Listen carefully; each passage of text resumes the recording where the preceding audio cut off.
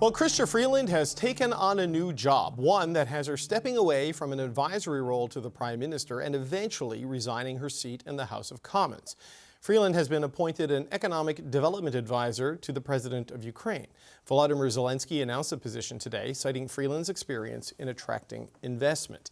In a statement a little while ago, Freeland wrote, "Ukraine is at the forefront of today's global fight for democracy, and I welcome this chance to contribute on an unpaid basis as an economic advisor to President Zelenskyy." Freeland's announcement that she will be resigning in the coming weeks came after criticism from the opposition. As Conservative Foreign Affairs critic Michael Chong said in a statement this morning, one cannot be a Canadian MP and an advisor to a foreign government. She must do one or the other. She should resign as advisor or as MP for University Rosedale. Now, Freeland announced in September she would not run in the next federal election, but her resignation means there will be a by-election sometime soon, and this is a minority parliament, so that's going to be fun. We're going to start there with the power panel. Supriya Dwivedi was an advisor to former Prime Minister Justin Trudeau. Brad Levine is a former national campaign director for the NDP. And here with me in the studio, Kate Harrison is a conservative political analyst, and Rob Russo is the Canada correspondent for The Economist. It is good to see you all. Supriya, when we were starting this day, I thought we'd be talking about the sort of issue of how can you advise two governments at the same time, and should Freeland step down? So she's no longer advising Mark Carney, and I'm told that by the end of this month, she will step down as a member of Parliament. What do you make of the way this was handled? I mean, look, it was obviously not flawlessly executed, right? I think the tweet that Ms. Freeland had put out just, about an hour ago or whatever, and then had the Prime Minister quote tweet her, congratulating her on her new role, probably should have happened at the time that the announcement was made earlier in the day when it was announced that she was going to take that role, because, Michael Chong is absolutely right, as well as the critics. You can't be a sitting MP while also taking jobs with the foreign government, even if that job is, in fact, unpaid and is on a voluntary basis and, is supposed to be not a full-time gig. Just the optics of it alone, even if it doesn't run afoul of the Conflict of Interest Act, the optics alone are terrible. And it shouldn't be too much to ask of our parliamentarians that they don't treat being an MP as an effective side hustle. So, Brad, does it matter that it's Ukraine and that it's President Zelenskyy? Because, there is real merit in the argument that you can't sit in the Canadian Parliament and work for another country. But does the context change that, or is it just one had to go no matter what?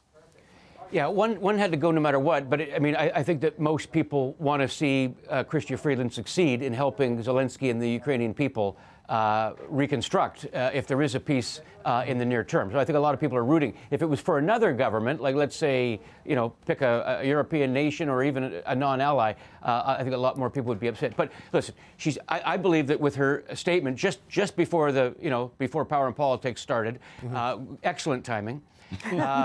But I think it takes a lot of wind out of Mr. Chong's sails, and I think the Conservatives are going to have a hard time picking this apart.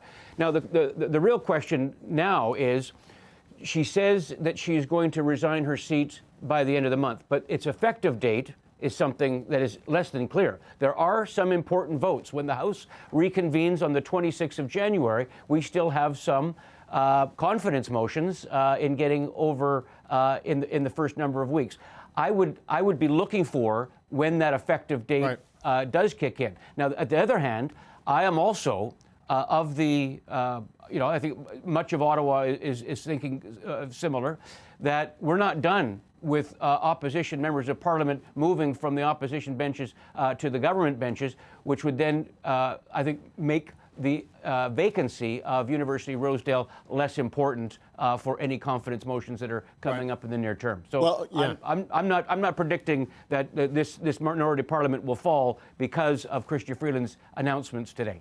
Yeah, President Zelenskyy brings down Kearney government is what Brad Levine is saying, I think. No, that would be two for Chrystia Freeland. Her batting average is pretty good. On January 6th is tomorrow, 1 year anniversary of the Trudeau resignation. But look, I take from my conversations, it won't be setting a date for departure, Kate, in the coming weeks. It'll be gone in the coming weeks. So gain a Michael Ma, lose a Chrystia Freeland. There is interesting math there that we can talk about in the next go-around. But what do you make of this? Brad says it's hard for the Conservatives to pick it apart. You're a Conservative. You want to pick it apart? Yeah, with glee. I think a reference to resign is not a resignation. Yeah. And this is something based on this network's reporting that was communicated to the Prime Minister before Christmas, and no action was taken. And I think it's because the communications for the Carney government around a majority government or the prospect of a majority government become more complicated with this announcement today. And that's why there was a lot of heel dragging about announcing it. I also think that it's not fair to the constituents in University Rosedale that, she has this vague allusion to resign. We don't quite know yet when, while also in parallel advising the Ukrainian government. So either she needed to have properly resigned when she conveyed to the Prime Minister that she was accepting this appointment and it was effective immediately and a by-election needed to be immediately called, or there should have been a deferral in accepting that position with Ukraine. But right now, the way this looks is very much the way it seems, which is that the government has intentionally heel-dragged on this issue and tried to delay and defer an announcement on it because they would rather be able to puff out their chest at the prospect of a majority government, which slips with today's announcement. How do you see it, Rob? This was less seemly and messier than it needed to be. And there are potential repercussions for that for those of us who might support robust and continuing enduring support for Ukraine. We've avoided the absurd in that we would have an economic development advisor to Ukraine, as well as somebody who was responsible for representing Canada when it came to Ukrainian reconstruction. Yeah. She could have called a meeting with herself, conceivably. Yeah. And so that absurdity has been put aside. But there's a fair amount of cynicism, particularly among the people who we might call sort of Maple Leaf MAGA types when it comes to support for Ukraine. And it's a constant battle to try and make the argument. I think the argument is crystal clear.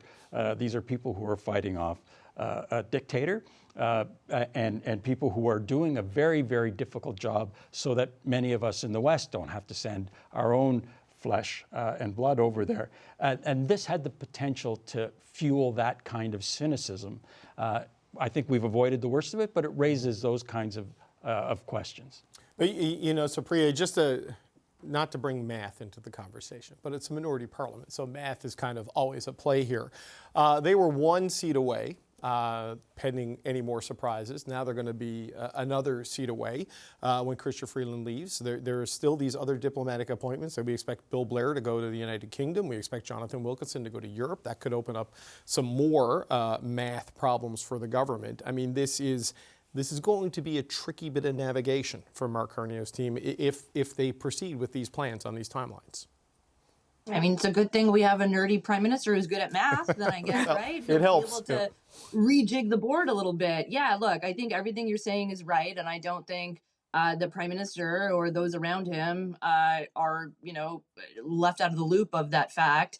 But I do think that, to Kate's point about, wanting this to be about on the wanting the narrative to be that they're still on the precipice of achieving that majority government was very much the case. And while this may make things a little bit more complicated because it becomes, I guess, less enticing for a floor crosser if they're not going to be the ones to then propel them into majority government territory, I would be very surprised if the talks that are, supposedly still happening, and the winks and the nudges that are happening across the aisle to see who might be interested in crossing that floor. I don't think this stops that in their tracks. I think it might get a little bit more difficult, but again, and I'm sure we'll talk about this at some point, but given what's happening in Venezuela and given the conservative reaction, the immediate reaction to what happened in Venezuela, I don't think it makes Mr. Poilievre look like he's ready to be a G7 leader. I think it still makes him look like a campus conservative. And if you had concerns about Pierre Poilievre, the Christmas break and these last, few days haven't exactly dispelled those notions. Okay, we are going to get to that in a second. I just want to do one more round just on this because Brad, Scott Anderson, who's a Conservative member of Parliament for Vernon Lake Country, Monashee, posted on Facebook that he was approached by Liberals to join. We invited him on the program. We were told his statement stands. Mr. Anderson, who I've not met, that he supported the ostrich farm, for example, and things. It doesn't strike me as the person, the Prime Minister, and his the profile doesn't fit the profile of who they're trying to recruit. But you know, they're down one. They're now still seeking other people. I mean, what's your read on where that stands? Yeah, no, I don't know if Kelowna Lake Country Member of Parliament is the next best fit. I think we're running out of Conservatives in Atlantic Canada, David, to move over to Carney.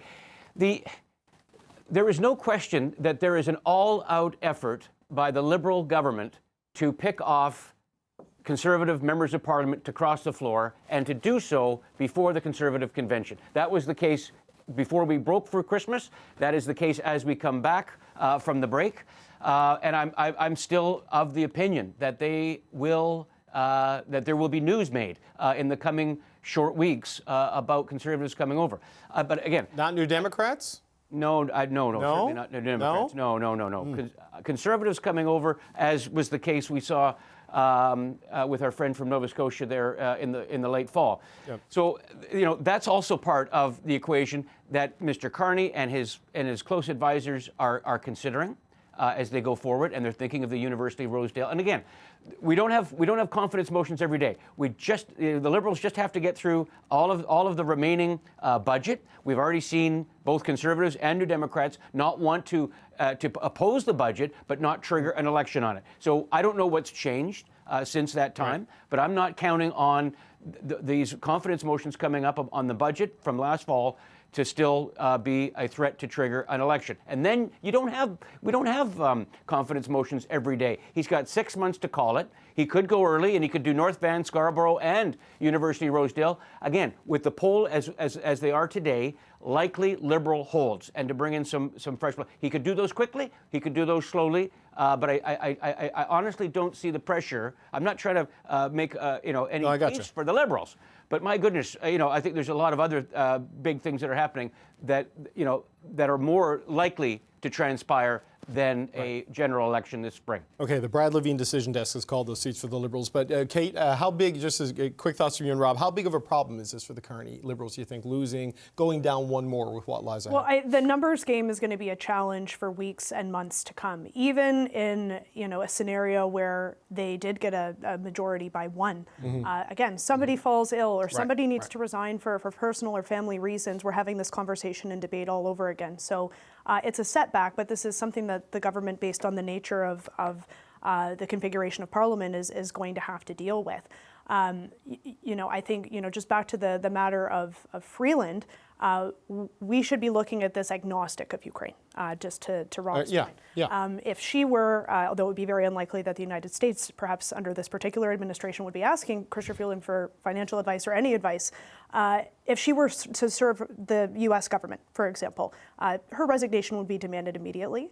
And the reason that it's not, maybe it's because of Ukraine. I think more likely it is because the Prime Minister would rather have a better hand in terms of his number of seats in Parliament. And so we can't let the obvious foreign conflict that exists in her continuing on as a member of Parliament to stand, because the Prime Minister would rather have a more enticing argument for Conservative or New Democrat MPs to cross. Yeah, look, who you serve as a member of Parliament is very clear in the oath, right? And Rob, maybe she's the one driving the timeline here. That's also a consideration as well. She has a long history of independent thought, and I don't know that too many people who have worked with her are surprised at the way that things turned out.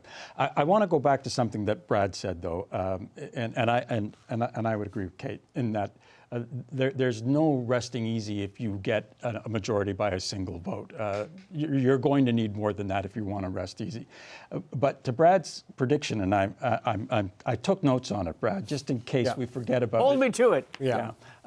Save that clip. If you're right, and one or more are about to cross, and if Supriya is right in that he continues to struggle, and I think that we'll see how people react to what he did and the way he did it when it comes to Venezuela. If you were the Liberals, why wouldn't you wait until after he was confirmed? If he is anathema to a great swath of the electorate, I think you would wait till after he was confirmed and then make sure that he's going to remain leader, because once they make him leader, he's the leader until like the rest of the decade. Yeah.